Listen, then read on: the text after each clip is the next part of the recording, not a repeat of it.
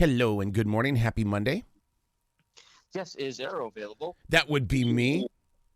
Hey, this is Jason White. We had a 10 o'clock scheduled for today. Yeah, what's going on, dude? Not much. How are you? So far, so good, man. Whereabouts in the world are you today, sir? Indianapolis, Indiana. Oh my God, it's not even 9 o'clock there yet, right? It's just becoming 9. 10 o'clock. We just sprang ahead an hour for some ridiculous reason. Oh, so you're on the same time schedule as we are here in the Carolinas, then? I believe so. Yeah, you're on Eastern time too, correct? Yeah, absolutely. Yeah. We're the only part of the state is in Central time. Because heaven forbid the entire state be on one time zone. They have to split it up and make it unnecessarily complicated. And that in itself is a reason to write another book, sir. That's right. Well, you've got the Masters of Dragon Metal. This is a new kind of magic for your readers. It is, yes. I think part of the concept is in the world we live in today, magic is gone. So there are basically just scraps of it that are remaining, and that's what the heroes of the story have to do, is they have to kind of use some of those relics that have those charges of remaining magic. You know, this sounds like the making of a video game. It could be a cool video game. It would be a cool cartoon or a movie, or there's none of that will ever happen, mind you, but it's great for all of those things. So now when you write a book like this, where do you put yourself physically to be able to step into the imagination? Because there's so much content and junk going on around us at all times. A book like this, you've got to go into a zone. Yes, and luckily with COVID, I was kind of forced into a zone, so I found myself working from home as many people did, and it was during that time I would just before work and after work, I would just kind of sit on the love seat in my living room with my laptop on my lap, and I would just write. Whereas before I would be using that time for commuting, I kind of stole some of that time back for writing instead. But just curled up on a couch with some coffee and my laptop. That's my zone. Now, when you put your fingers on that keyboard and stuff like that on a computer, how did you keep the perfectionist at bay? Because it's so easy to go back and erase a paragraph. It is. I think I was reading the third Dune book, and in that Dune book, there's kind of an extra from the author where he talks about his process for writing Dune, and I kind of used that for inspiration. He talks about how when he writes or when he wrote, he didn't let himself think about commercial success. He didn't let him think about anything other than these are the themes that I want to focus on. And then, so these are the themes I'm going to write about, and he would just kind of go. So I kept just thinking back to that and just trying to focus on getting the words out onto paper and not thinking about whether the words made sense or whether the words would be entertaining. Just get it on the page and just go. Well, I'm glad you said that, because one of the things that I've learned as a writer, as well as talking with a lot of authors and things, and that is that you guys actually started off as being brilliant readers, and there are listeners who are readers that could easily become writers, but they need the inspiration from people like yourself. Yeah, no, absolutely. I think if you're someone who reads frequently, then you have the potential to be a writer. I think there are a lot of authors who post things online. Maybe they don't necessarily plan on ever publishing a book. Maybe they just write short stories or even fan fiction, but it's done brilliantly. And that's because they are at their heart, they're readers, they're consumers, they enjoy stories. So what was your inspiration to go for the YA readers? Because, I mean, you talk about loyalty. Those YA readers are going to be there all the time for you. They are. I think that's probably where I'm most comfortable in terms of my writing style. I'm not quite sure why, but I obviously I young adult book series myself, Harry Potter, the Shadowhunters, those types of stories. And a lot of times in YA stories, they take place in these fictional dystopian worlds, which I'm a big fan of, but I wanted to kind of take a look at the dystopia of the world we live in today. I mean, there's sickness and war and death everywhere. It's just as bad as, District 13 in the Hunger Games or some of those types of places. So I kind of wanted to take the dystopia idea and just kind of tilt it on its head a little bit. You're a master at writing fantasy based on reality. I mean, that seems to be the hook of your song, which is what I mean. And with the reader inside their imagination, it's got to really pulsate something. Well, thank you. I think I really try to make it kind of cinematic in scope. I think a lot of the feedback that I've been getting so far from early reviews is that they can kind of see the story through a lens. It feels like I'm watching a movie in my head. So I really try to kind of get that kind of cinematic experience in writing as much as possible to try to really make it connect and move in the mind of the reader. Jestin is a foster child. Was it the lockdown and COVID that got you to go, you know what, I'm feeling kind of trapped and alone. I think I'll create a character that'll feel the same, but I'm gonna say that he's a foster child. Yeah, well, trapped and alone is kind of my natural state of feeling. No, just kidding. But no, it wasn't COVID that kind of took me in that direction. I have just always, in what I read and what I write, I've just always found the stories of foster kids to be just relatable, yep. Something that has always caught my attention. And when you think about a lot of the popular characters in young adult fiction, a lot of times they are orphans or foster kids to some extent. So it was kind of a no-brainer to make the character be an orphan who is someone who could be easily I think we all, even if we have happy parents, I think we can relate to the stories of feeling lonely, feeling abandoned. That's something we can all relate to regardless of whether we're orphans or even have a happy family. Dude, I was that kid that wanted new parents. I was ready to fire those guys. Get me some new parents here. I don't know what it is I don't like about them, but I just don't want them. No, I hear it, man. I was the same way when I was a kid. I grew out of that phase, and I obviously love my parents now. They were always good to me, so I was lucky in that regard. I wouldn't have said that at the time, but hindsight and all that. But I mean, and that's something where I think for foster kids specifically, though, just when I was a journalist, I was exposed to a lot of the foster care system, juvenile detention system. And it's so kind of appalling what those kids could go through. And I kind of wanted to bring that onto the page, but I didn't want the story to be so depressing that people would turn away from it. So that's why Justin's kind of a smart aleck and amusing, is to kind of have that fun part of the story. So it's not all despair and gloom and doom every page. So yeah, but you got to like it, though, that he's a protagonist. I mean, come on. I mean, that gives him some depth and some personality. Oh, absolutely. I think he's a very interesting character to me. He kind of, I plotted him out. I plotted out his backstory, but he very much just, once I start writing, his story takes on a life of its own. And I think going back to some of the early reviews that I've gotten for the book, a lot of people really, really enjoy his character. They enjoy his complexity. They like that he hates bullies. They like that he's not some kind of special chosen one. He doesn't have a special destiny. He's just a kid. And a lot of people seem to relate to that. So I'm excited with how he turned out. He hates boys, but yet you've made him a part of the LGBTQ community. Yeah, absolutely. And I did it in a way where I didn't want to make that, I didn't want to do that in a way that was super obvious, because for me, a lot of the fiction that I read or what I write or watch on TV, whenever you see kind of a gay or bi storyline, it's about them being gay, or it's about them being bisexual. Right. And I kind of wanted to have a story where it's not about him being gay. He just is. He's just a guy who likes other guys. Mm-hmm. So and he's not, him struggling with that isn't part of the story. He's struggling with a bunch of stuff, but his sexual identity, it's not really about that. He just is who he is. See, I love that. I love that because you're right. This way we're not taking our eyes off from the true story here. We're putting focus on what is going on. Mm-hmm, mm-hmm. Yeah, absolutely. And that's kind of what I wanted to do, was normalize the LGBTQ side of the story, which it's still important to have that representation, but I didn't want to distract from the main story of the book. So I think that's spot on. Readers are going to discover this thing called dystopia. My God, that's such a great word. Say that again? Dystopia. It's such a great word. I mean, yeah.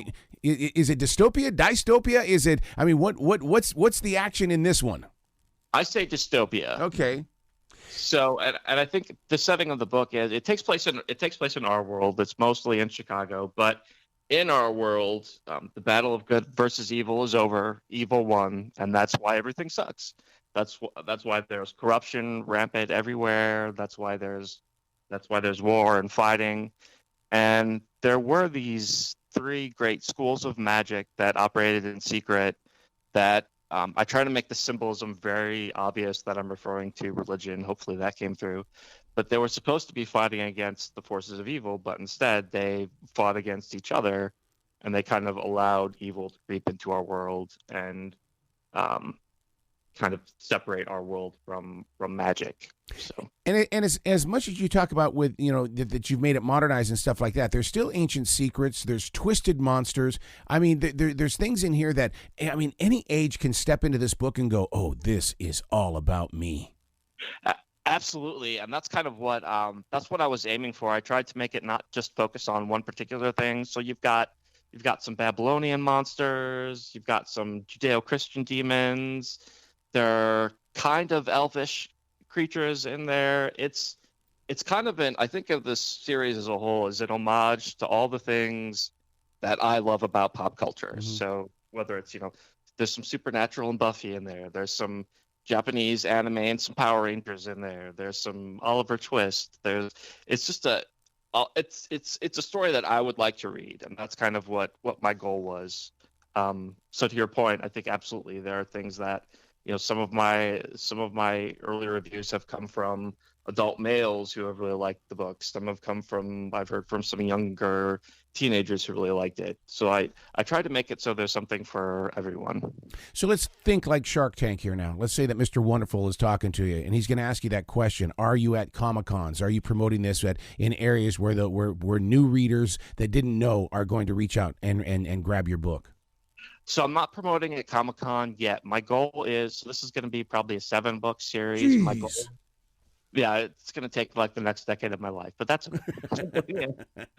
Yeah, I've already finished the second book, and I've started on the third. When I say finish the second book, I finished the first draft of the second book. So now it's with my editor, and she's looking through it. So it'll probably take a few months to finalize. But anyways, I digress. My goal is to start going to Comic-Cons and Gen Con, and here in Indianapolis we have something called PopCon after the second book. That way it's clear that it's a series. Right. I have more established. Right. Maybe have some short stories out at that point. For now, I'm just kind of focusing on social media, podcasts, blogs. I've got my own website up, news articles, those types of things. I'll definitely hit the circuit, but I just kind of want to establish somewhat of a readership base before I do that. So now, if you're going to turn this into a 7-book series, what is that doing to you on the inside as a creator? Because when you finish up that 7th book, dude, you're going to have one hell of a morning in front of you. In terms of what am I going to do when it's over? Well, I mean, because you're going to see, when I finish writing a book, I go through a mourning period. It's like, oh my God. I mean, 7 books into this, what is it going to be like when it's like, okay, I just finished it, boom? Oh, I want to go back into a spin. Like I'll probably never be done completely. Even when I'm done with the 7th one, I'll go back and try to do maybe a spinoff. Okay. Or maybe a series about one of the supporting characters. I don't think I'll ever be done completely, but in terms of the core story, there are 7. I don't know that I'll allow myself to mourn, because there's so much. The way I've built this world out, there are story ideas I've had on the shelves for probably 20 years. Wow. And I've been starting to pull from those shelves, and kind of fit them into this world that I've created. And I have pages of backstory. I have pages of lore, I have dozens of short stories. So there's a lot to the world outside of just Jestin and his story, where I could play if I wanted to. Now, I know that you say that you tap this out onto the computer and stuff like that, but I've got 28 years of writing inside this studio, but it's all neatly put away, taken care of, protected, and all that kind of stuff. Do you feel the same way? It's like you have this library of information, sight, sound, all this stuff, and it's like, oh my God, I can't wait to dive into it to create. Oh yes, absolutely. I have notebooks, like those little what are they called? Those black composition notebooks. Yes. some of those are filled with just handwritten notes. I have a few of those. Then I have a whole bunch of stuff online or on hard files. I have just pages and pages everywhere that I could dive into. Don't you love that security though? It's almost like in radio we call it's in the can, and when it's in the can, it's like yeah, I've got the security knowing that it's never going to be silent. Yes, but there is that security, but there's also a little bit of not anxiousness that comes from it, but what's it called when you have trouble deciding on something and sticking in that direction? Oh yeah. Decider anxiety. I can't remember what it's called, but it's hard for me. So right now, for example, I think for the main story, for the main series, I'm good and I'm focused, but I'm trying to figure out what to put in that short story collection. And I keep going back and forth. I keep saying, okay, yeah, this story would be good, but then I'll change my mind the next day. So having so much, it's hard to kind of distill that into what I want to use for any given project. So it's kind of a double-edged sword, but that's okay. That makes it fun. That goes all the way back to the original topic when I said the perfectionist. How do you silence that perfectionist? Because that perfectionist wants it done right. Right, and that can only be done at certain times of the day, which is early morning before your brain has time to kick in, and late at night when your brain is exhausted. I cannot write in the middle of the day at all, just because my mind will be firing off in 1,000 directions, and it's no use trying to get anything done from a writing standpoint. So. I was writing stories while before I even got into radio. What about you? Because you talked about your journalism and stuff like that. Were you writing stories then? And was the journalism nothing more than just your writing voice? You just found a different platform because you're still sharing stories. That's a good question. I think I've always written stories ever since I was a kid. I wrote fan fiction before fan fiction even existed as something online. I would just write. Like as a little, first grader, I would write little He-Man stories in a notebook. So I've always written. Journalism, I wouldn't call it my writing voice, but it's journalism is just kind of something I stumbled upon in college. The guy who lived next to me in my dorm, he worked for the student newspaper. I was working for a job. He said, "Hey, you should come work for us." So I did, and I just fell in love with it. I think it did allow me to tap into some of the writing skills that I developed, and I just didn't do anything with. I also really loved with journalism the aspect of holding the powerful accountable, like being that watchdog for government and police, and even at a college level, I really dug into that. I think there's a lot of responsibility that comes with being a journalist. It's not just about the writing. It's about empowering the reader and shining a light on different aspects of society. And I guess, that is something that's carried over into my fiction writing too. I just wrote about this morning in my daily writing about how it almost feels like modern day news media is all about going to a story, but they need to activate the story in people's lives. It's almost like playing the telephone game. By the time it gets around the circle, that story has completely changed. Yeah, that's true. The problem with modern media, though, you're going to get me off on a tangent, but I mean, so much of it is, I think there are still really good local newspapers that still understand how to do the news. That's provide context, give people information so they can form their own opinions.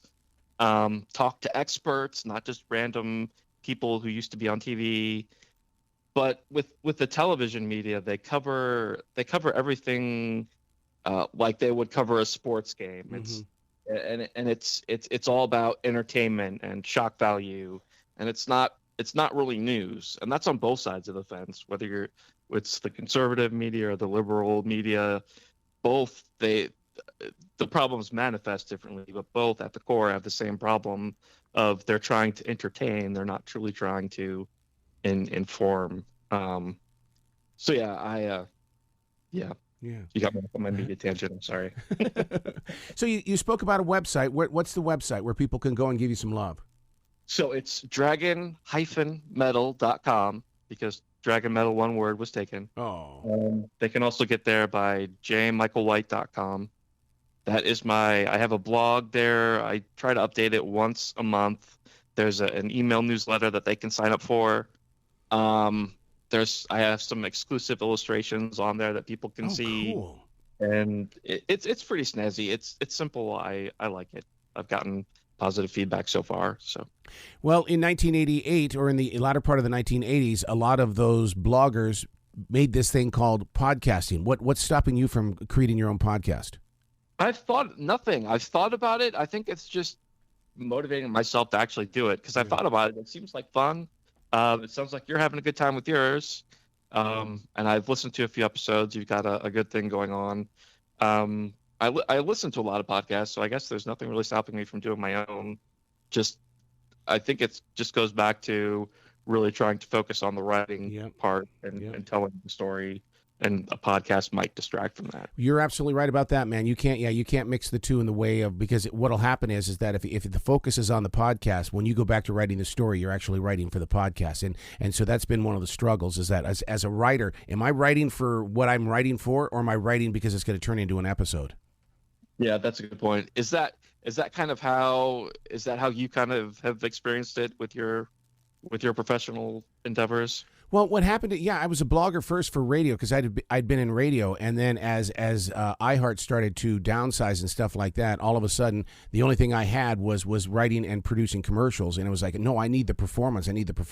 Well, where am I going to get the performance? And I go, oh my God, I write. I'm going to take from the writing, and not only that, but I'm going to talk to those that also write, those that create music, those that create books and things like that. That's where I'm going to go because I'm going to get to the soul of writing.